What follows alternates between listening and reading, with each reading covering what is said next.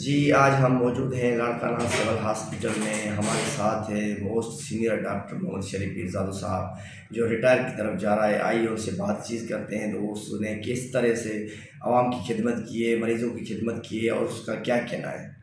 غازی صاحب میں 91 میں سرس میں آیا. میرے خیال میں 33 ایئرس اباؤٹ یا 34 ہو جاتے ہیں.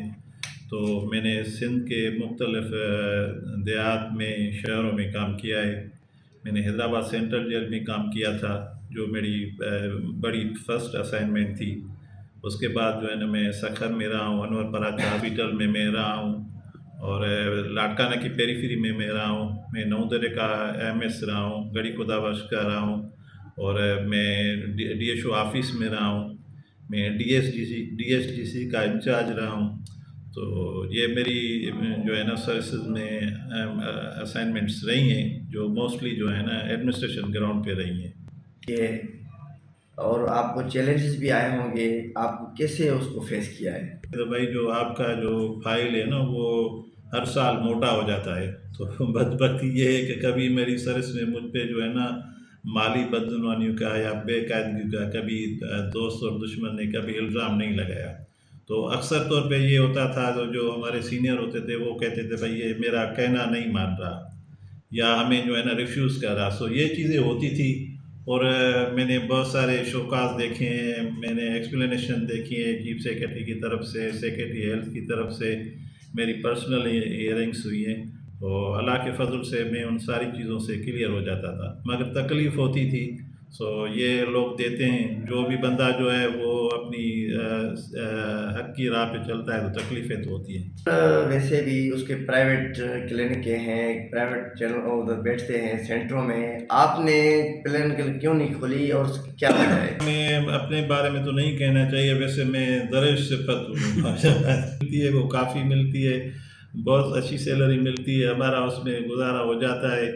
اور مجھے خیال میرے کو کوئی دوسری جو ہے نا کاروبار کرنے کی, کلینک تو کاروبار ہے نا, خدمت تو نہیں ہے, تو دوسرا کاروبار کرنے کی مجھے کوئی ضرورت نہیں پڑی ہے.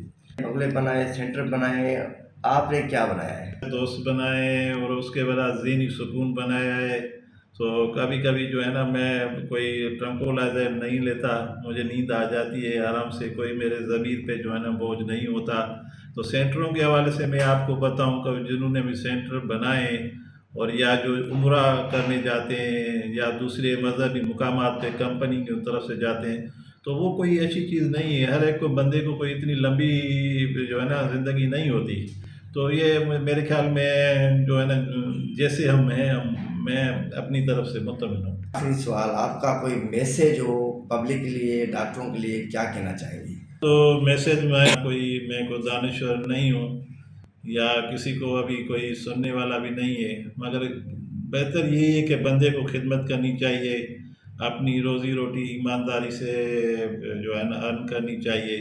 تو ہر ایک کو جو ہے نا اپنی طرف سے اللہ کی طرف سے جانا ہے. صوفی ہوتے ہیں کبھی کبھی کو صوفی جو مر جاتا ہے تو پیچھے سے وہ دول شرنائیاں آ کے جو دوسرے صوفی ہوتے ہیں اس کے جنازے کے ساتھ چلتے ہیں. وہ کیوں چلتے ہیں, میں نے کسی کو وہ کہتے ہیں کہ بھائی وہ جو ایک بندہ تھا اللہ کی طرف سے ایسا, وہ اللہ کی طرف جا رہا ہے تو ہم اس کی وجہ سے خوشی منا رہے ہیں. تو اس کے کوئی ذہن پہ یا کوئی داغ نہیں تھا, اس وجہ سے ہم خوشی منا رہے ہیں. تو اللہ کی طرف سے جیسے آیا تھا صاف ستھرا ایسے جا رہا ہے. بندہ تو گناہ گار ہے مگر ان کا یہی کانسیپٹ ہے.